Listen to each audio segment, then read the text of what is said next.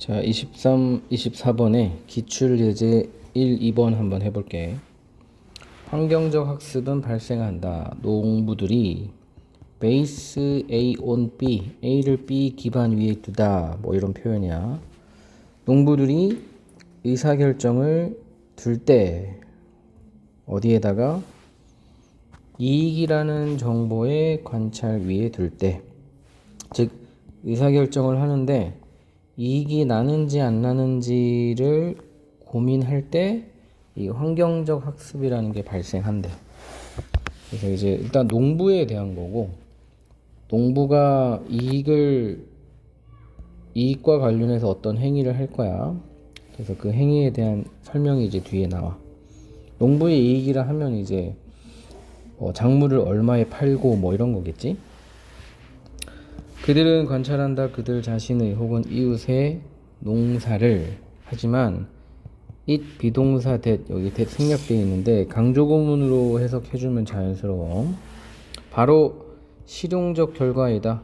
그들이 사용하는 것은 가이드로 이웃 그 자신이 아니라.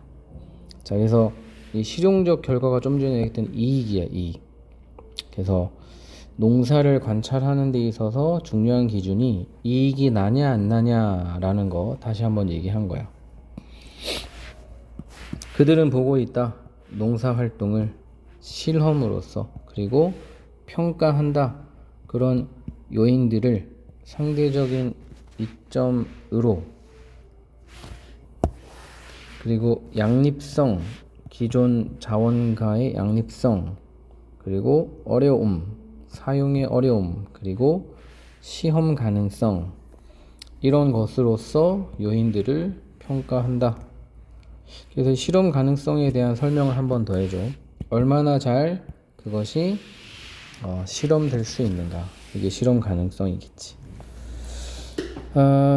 그래서 이제 farming activity 똑같은 말이야. 근데 농사 활동을 이제 판단한단 말이야. 그러니까 관점이 있는데 농사 활동을 어떻게 보고 있냐면, 이제 이득이 나는지 안 나는지, 그리고 기존 작물과 새 작물이 함께 자랄 수 있는지 없는지, 결국 이것도 이득에 대한 거야.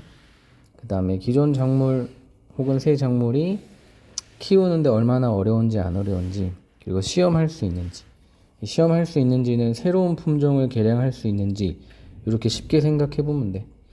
그래서 이제 다시 1, 2, 3번은 같은 말이야. 농부들이 항상 이익과 관련돼서 어떤 것에 대한 관점이 있는데, 그 중에 하나가 이제 시험 가능성이야. 방금 얘기했던 것처럼 새로운 작물이 그러니까 일단 이익의 관점이고, 새로운 작물은 항상 이익이 되겠지. 근데 시험을 할 수 있어야 돼. 새로운 작물을 이제 개발을 하려면. 자, 근데 여기서 이제 문제가 발생하는 거야. 이러한 시험 가능성이 진정한 문제인 것으로 드러난다. 사실이다. 농부들이 항상 실험하는 것은. 하지만 지금 진행되고 있는 농경지는 결함이 있는 실험실이다. 그래서 예를 들어서 쌀을 키우고 있는 논에다가 과수원을 갑자기 과일을 가지고 실험을 할 수는 없다라는 거야. 자, 그래서 일단 기본 대전제와 소전제가 있는데, 대전제는 농부들은 이익의 관점에서 이익의 관점을 가지고 있고, 그 이익의 관점 중에 중요한 것 중에 하나가 시험 가능성인데, 이 시험이 농경지에서는 일반적으로 어렵다. 이게 주제야. 그리고 이제 뒷내용은 왜 시험이 어려운가, 왜 실험이 어려운가, 그런 내용이 쭉 나와. 농부들은 세울 수 없다. 통제된 환경. 그러니까 실험실이 있으면 통제가 쉽잖아. 공기 통제도 할 수 있고 외부 요인도 다 통제할 수 있는데, 농경지를 실험실로 삼으면 통제 어려운 건 당연한 거야. 외부 최소한 이물질 같은 게 들어올 수 있지. 전문적인 테스트 구성을 위한 실험 통제된 조건이 어렵다. 연구시설에서의. 농부들은 또한 종종 직면한다. 복잡하고 관찰하기 어려운 현상들을 어려울 수 있는 관리하기에 심지어 그들이 통제된 실험을 운영할 수 있다 하더라도, 그래서 어렵사리 통제된 실험실을 만들었다 하더라도 여러 가지 복잡한 다른 조건 변수들이 발생한다는 거야. 게다가 연결어 농부들은 거의 습득할 수 없다. 이익이 될 만한 정보를 몇 가지 생산품 이상의 것, 그러니까 그 정도 외에는, 그러니까 몇 가지밖에 안 된다. 이런 걸 돌려서 얘기한 거야. 그들이 사용하는. 그리고 그것을 만든다. 상대적 이익이라는 기준을 관찰하기 어렵게. 그래서 품종 개량이 어렵다가 결론이 되는 거지. 뭔가 농부들이 이익을 위해서 새로운 품종을 개발하고 싶은데 그게 쉽지 않다. 이게 결론이야.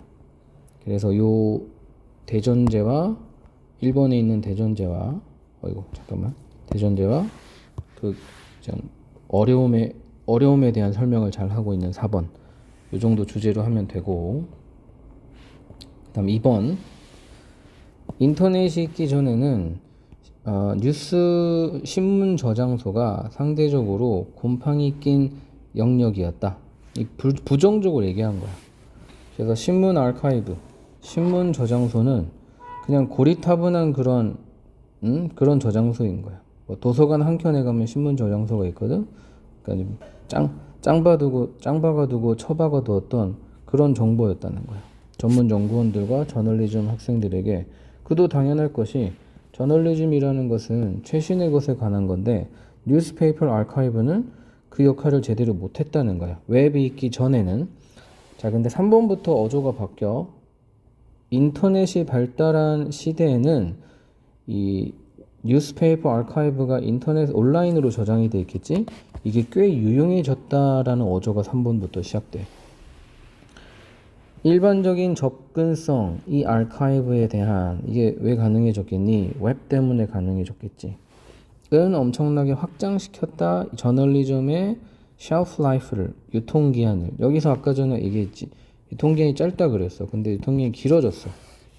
옛날에는 그냥 짱 박혀 있던 그런 오래된 캐캐묵은 그런 정보가 웹의 발달과 함께 오히려 유용한 어떤 역할을 하게 됐다는 게 주제야. 오래된 이야기들이 이제는 인용되면서 뭐로 제공하는 것으로, 맥락을, 뭘 위한 맥락? 더 현대의 정보를, 스토리를 위한. 그러니까 옛날에는 아무 의미 없던 오래된 뉴스페이퍼 아카이브가 인터넷을 만나게 되면서 과거와 현재를 이해할 수 있는 과거의 역사적 배경이 되는 어떤 유용한 정보로 바뀌었다는 게 주제야. 뒤에 다 똑같은 걸 3-4번 반복하는 거야. 이거는 새로운 내용은 없어 앞으로. 어떻게 의미가 만들어지는가와 관련해서, 어떻게 의미가 복잡한 이슈에 의해 만들어지는가와 관련해서 뉴스에서 소개되는 이러한 시도는 이해될 수 있다. 이 시도가 뭐겠어? 과거 정보를 회상해서 현재를 이해하려는 그런 시도가 되겠지. 준비로 이해될 수 있다. 뭐에 의한? 온라인 뉴스 소비자에 의한. 뭘 위한 준비인지는 이제 나오는 거야. 관여할 준비, 기저의 이슈. 이게 좀 전에 얘기했던 컨텍스트랑 똑같은 거야. 여기 나와 있구나. 뉴스의 컨텍스트. 기저 이슈, 컨텍스트 오브 뉴스 같은 말이야. 어떤 명백하지 않았던 혹은 가능하지 않았던 프린트 컨슈머에게는, 옛날 종이 신문으로서는 불가능했던 게 이제 가능해졌다는 거야. 등장하는 특징들 중 하나, 온라인 뉴스의 특징, 결정되는 부분적으로 쉽게 접근할 수 있는 온라인 저장소의 깊이에 의해, 그건 바로 뭐냐면 가능성일 수 있다. 이해에 대한 가능성, 뉴스 스토리에. 똑같은 말 3번이라고 했지. 지금 오늘 나온 뉴스를 더 잘 이해하기 위해서 역사 속에 있는 뉴스를 찾아볼 수 있다는 거야. 쉽게. 온라인 뉴스가 그걸 가능하게 해줬다는 거지. 뭐로써? 명백한, manifest, obvious, 결과로서. 뭐의? 큰 경제, 사회적 그리고 문화적 이슈의. 뭐보다는? 짧은, 단기적인 그리고 연결되지 않는 미디어 구경거리보다는.